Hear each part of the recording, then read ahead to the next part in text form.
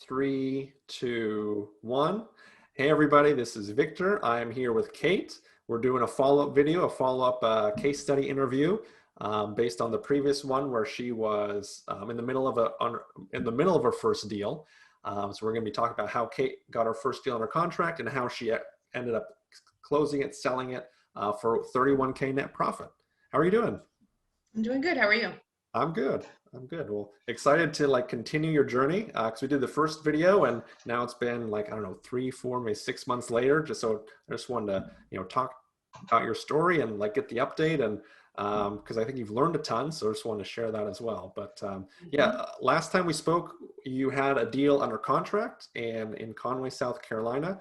I'd love if you can fill us in, what happened, how did that deal go, what did you learn? We can dive into details. Oh, this was an interesting one. I learned a lot from a typical flip process all the way to crazy neighbors. Yeah, I remember that. So what happened with this one? We purchased the house and we ended up putting about $35,000 worth of work into it. I ended up listing with a realtor. The house used to be a two-part property. There's a lot next door with a commercial garage on it and the house, and the owner lost the house, so he split the property from the house, split the garage and the lot next door from the house in order to save that and only lose the house. And then now the bank supposedly did a bad or an illegal type loan for this guy because of the good old boy system. That's what I've heard. Yeah. So when I purchased the house, it did not come with the lot next door. However, I was charged taxes because there's only one tax number still for both properties. Yeah. So technically, it's probably mine. I don't know. I really don't know. It's not anymore, but regardless of all that, when I went to list the house and sell it after it was fully rehabbed, the neighbor at the beginning of the road knew some shady business that happened between the guy that lived there before and the bank.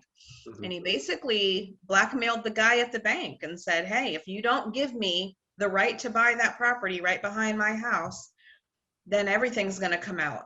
And I want first dibs. So if anybody comes looking for that lot, your answer is going to be no. And I want the house next door too. And I'm going to buy that from her. Or my daughter-in-law is going to buy it or whatever. So the daughter, he kept snooping around. Every time somebody would go look at the house, he would go down there and tell them all sorts of things were wrong with it. Don't do it. Oh, look at this mess garage next door. You don't want to have to deal with that. Oh, you wouldn't want that, blah, blah, blah. Basically scared off a good 15 to 20 buyers, according to my realtor. So I got sick of it and I, threatened him basically and said, if I find you down there again, I'm calling the police. You're not going to be able to go anywhere near neither property by law. So just, stay your distance back there. Don't approach another person that looks at my property. And I didn't hear anything from him since. But then he put in this really low offer on the house the daughter and her husband did. And I said, no.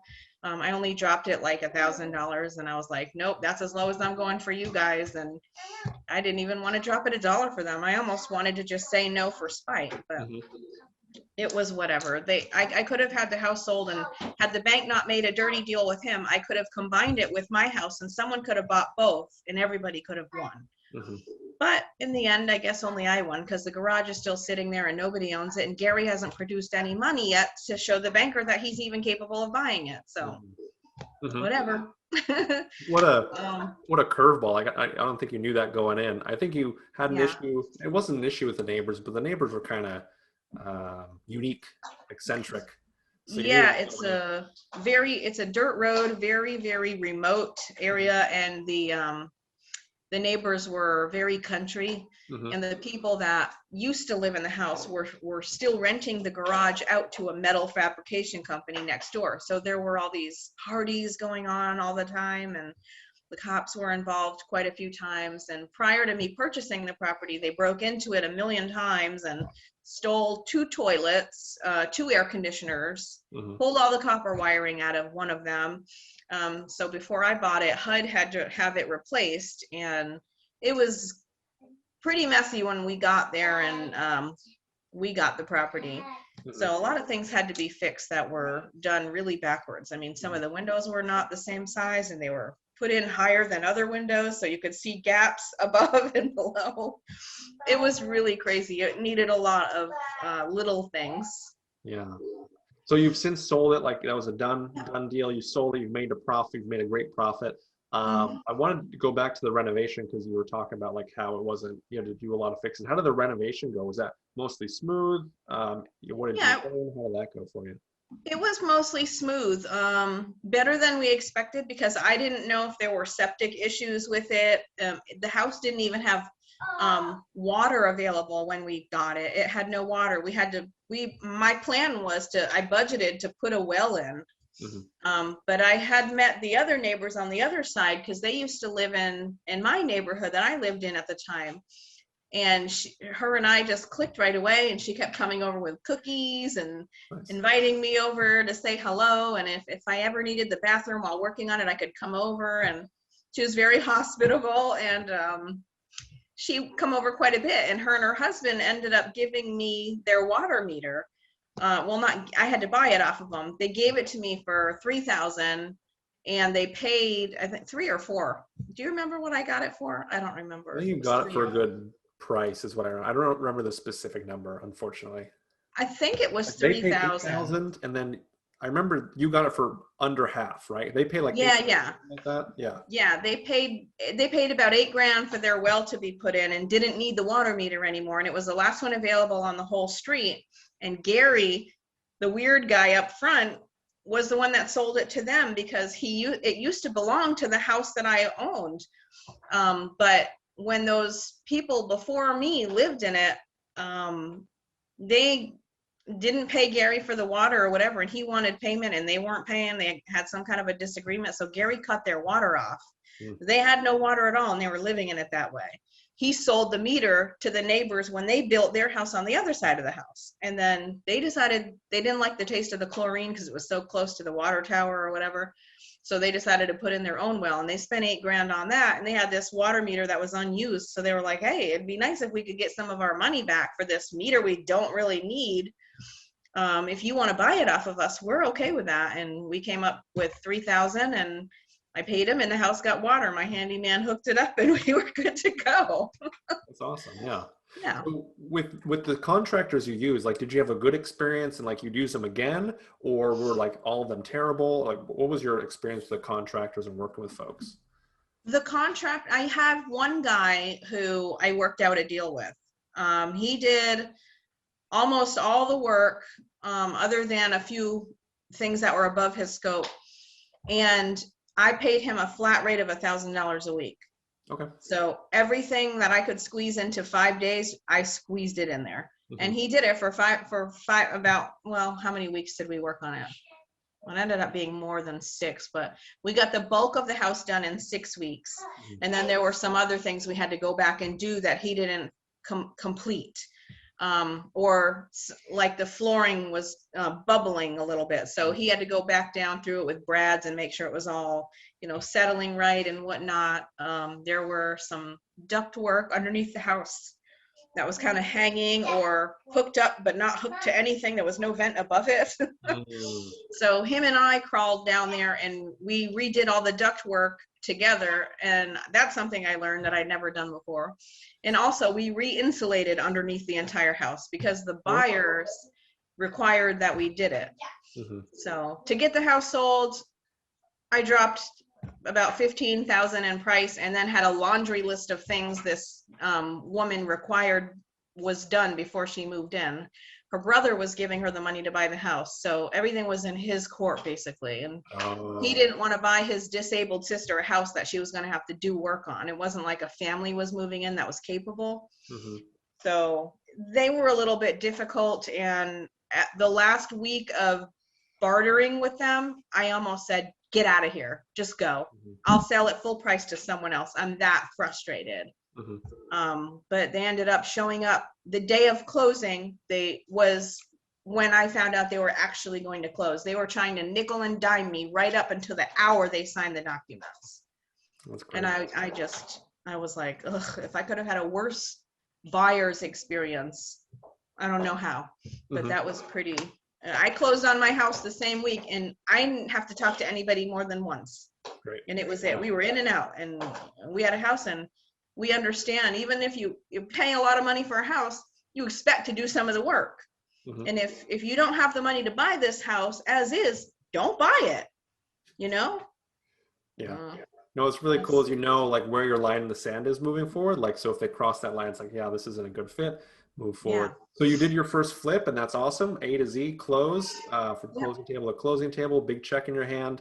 Fantastic. What is I know you had some speed bumps as well. What does the future hold for you? Like, do you want to do more flips? Do you want to venture into Yeah. something else? Like, what are your thoughts on it? Yeah. I do have a business partner, and we work together 50-50 on everything. And that's moving forward. We didn't do a 50-50 on this one, but we were pretty close. I think in all actuality, he got 31,000, and my profit after closing costs and everything was 29,000. Oh, okay. So he ended up with more than me, but that's just because of the deal I made with him in the beginning. I said, hey, if I'm going to tie up your money for a possible 6 months, I'll give you $5,000 to help me with the financing part of it so we can get this deal done. And then when we're done with it, we'll both be investing. We'll both have money in our pocket and some skin in the game, and we'll move forward and do more. And he was like, okay, I mean, that's a pretty good return on my investment. Let's do it, you know? So we did it. And now we're just ready to do some more. My next venture is we're working on finding another flip now. And we will use a hard money lender for that. We have our down payment from this flip that we're going to put towards that. And then we also are going into the short-term rental industry. We're going to get an oceanfront condo, and we'll both be responsible for the mortgage and the maintenance fees moving forward. And I'll manage the cleaning. And then I'm having a company that charges 15%, manage the bookings and actual property management for me. And we're just going to let it make us money. No, I like it. I really like it. So, I mean, I know you had some speed bumps on this first flip, but it sounds like you're gung ho, like, hey, let's do another one. And then I always like the pattern, like do a flip, do a rental, do a flip, do a rental. And that's what you're doing. Like you did a flip, Yeah. you're going to do the short-term rental, get some cash flow going. Plan is to do another flip, maybe get another short-term rental going. And then, you know, slowly you'll start to get like really good passive income going. And that's when life gets super exciting. So very cool. Very, very cool.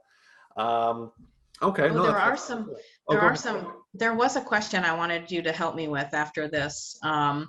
It's the owner financing stuff. I wanted to talk to you about the terms. Yeah, for sure. We'll cover that after for sure. Okay. But, no problem. So with that in mind, like, would you recommend others work with me as well? Definitely. I had a good experience. I feel like coming in, I had done a whole bunch of research, and I just needed to pull the trigger and I guess actually do it. And I think I got my boost of confidence from you and your course and your information, your repair guide estimates, things like that, that really, I felt like that was the missing piece for me. And just having somebody to be like, hey, you know, is this normal or blah, blah, blah. Just somebody that I can pick up the phone or message real quick and get a response from. Highly recommend your course.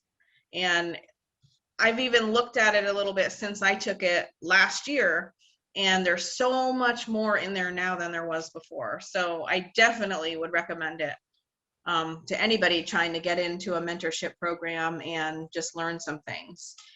There were some definite missing pieces that I had, which your course definitely provided. So. No, I'm excited for you, especially because the first deal, and I appreciate the kind words, but your first deal is your hardest, and you've got that knocked out. So now it's like, okay, now you've done it. Now you're more confident. Like, hey, you know, you're just more confident about the entire process. So it becomes easier. Third deal becomes even easier, and then you'll see how it grows exponentially. So I'm excited to see where you're at, even in a year from now. So very cool stuff. And then why should someone listening take action now? Well, there's never a bad time to be in real estate investing. And I say that because even when the deals seem more expensive, if you're using traditional lending, your interest rates and everything are going to make up for it. So I wouldn't worry too much about that. If you have money, There's no other way where you're going to get more of a return on your investment. There just isn't. I mean, you can go to a bank and stick money in it and you're not going to get anything back out in the time that you will flip a house or whatever it is you're going to do. So I think anybody who's in the stock market or doing any type of investing, you have to diversify. And real estate is definitely, like, most people pull their money out of the stock market and turn around and put it back into real estate. And they're not idiots. They're millionaires. My very first mentor was a millionaire, and he's still alive, and he still has, I'd probably wager he has over 50 oceanfront rentals up and down the North and South Carolina coast. And I'm following that. He didn't get rich doing that for, you know, he's not broke, and that's what he started doing. And his daughters all work for him. And one of them is his attorney. One of them is his marketing president. One of them is his realtor and property manager, president of all that. She flips, she had her, you know, their family has like a contracting company, and they just boom. I mean, they didn't get this way playing around with small change, you know? So they're doing something right, and that'll be me one day. Yeah, you know, like there's a formula for success. You don't have to recreate it. You don't have to go with and start from scratch and try to figure it out on your own. Like there's this guy who's successful. You have me as a mentor as well. Like you just follow the path, follow the steps, and you know somebody's done it before, and you don't have to try to get creative. Like there's reasons that people are rich, and real estate is a huge proponent of it, or a huge component of it, I should say. Yeah. Awesome stuff. Any final thoughts as we wrap up here? Any final like insights, things you wanted to share with folks? Just don't be scared. The worst thing you can do is just pull back because you're afraid of what's going to happen. You can't be. Things are going to go wrong. Things are also going to go very right. So you have to take with the good with the bad. That is in everything we do in life. There's always good and there's always bad. There's pretty much an equilibrium of everything. So just think about it like that, where no matter what, you're going to have some pitfalls. It might be super easy for you. I had a super easy experience. Aside from some weird neighbors and some issues with that, my situation couldn't have gone any better. So I went in like scared. I was like, oh, I don't know. But then when I pulled the trigger and I just did it, I was like, I got this. This is so easy. I didn't psych myself out. You cannot do that. You have to be like, I'm an investor. I'm here to make money. I'm going to fix this house. I'm going to get who I need on this, and we're going to get this done. And you have to stick that way. You have to completely focus on it. Awesome. That's just, I like it. I like it. know. People always worry about like, oh, what if something goes wrong? And it's almost like, I know you had things go wrong on your deal. Almost on my deal, like every single one, something goes wrong, but something goes right too. And it's kind of evens out, and it's like, oh, still made a good profit. So if you find something in your flip that costs you $5,000 you didn't budget for, you only budgeted $1,000, then you pull $4,000 from somewhere else and you get it done. You do what you need to do. Exactly. You make sure you budget right and you get it done. Spot on. Well, perfect. Well, again, I appreciate you very much for doing this. Thanks for sharing your story again here. I think it's a huge inspiration for people trying to get started. Like Cate did it. That's awesome. And you can see her journey, and now other folks can be inspired to do it as well. So again, I deeply appreciate it. So thanks so much. And we'll have to keep in touch and keep sharing your journey as you progress further and further. All right. Happy to share.